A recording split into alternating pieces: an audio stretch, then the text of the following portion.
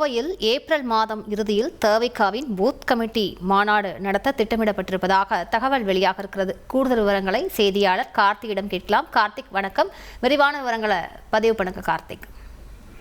வணக்கம். சென்னை விழுப்புரத்தை தொடர்ந்து கோவை வருகிறார் விஜய். இந்த மாத இறுதியில் தமிழக வெற்றி கழகத்தின் முதல் பூத் கமிட்டி மாநாடு நடத்துவதற்கான பணிகளை கட்சியினர் தொடங்கியிருக்காங்க. கடந்த 2 தினங்களுக்கு முன்பு கட்சியின் பொதுச் செயலாளரான புஷி ஆனந்த் கோவையில் நடைபெற இருக்கக்கூடிய அந்த பூத் கமிட்டிக்கான இடம் தேர்வு மற்றும் நிர்வாகிகளுடன் ஆலோசனை கூட்டத்தில் ஈடுபட்டிருக்கிறார். கோவை சரவணம்பட்டி பகுதியில் இந்த பூத் கமிட்டி மாநாடு ஒரு தனியார் கல்லூரி வளாகத்தில் நடைபெறுவதற்கான திட்டம் ஏற்படுத்தப்பட்டுள்ளது. இந்த மாத இறுதிக்குள் இந்த பூத் கமிட்டி மாநாடு நடத்துவதற்கான பணிகள் தொடங்கி இருக்காங்க.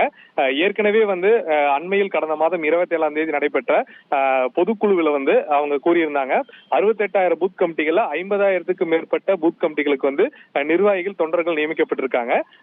அந்த பணிகள் மிக வேகமாக நடைபெற்று வருகிறது. பூத் கமிட்டி மாநாடு எந்த அரசியல் கட்சியும் நடத்தாத மாதிரி நாங்க நடத்த இருக்கிறோம் அப்படின்னு சொல்லியிருந்தாங்க. அதன் தொடர்ச்சியாக கோவையில் அந்த பூத் கமிட்டி மாநாட்டை நடத்துவதற்கான பணிகள்ல அவங்க களமிறங்கி இருக்கிறது மிக முக்கியமாக பார்க்கப்படுகிறது. சென்னை விழுப்புரத்தை தொடர்ந்து கோவையில் நடத்த இருப்பது மிக முக்கியமாக பார்க்கப்படுகிறது.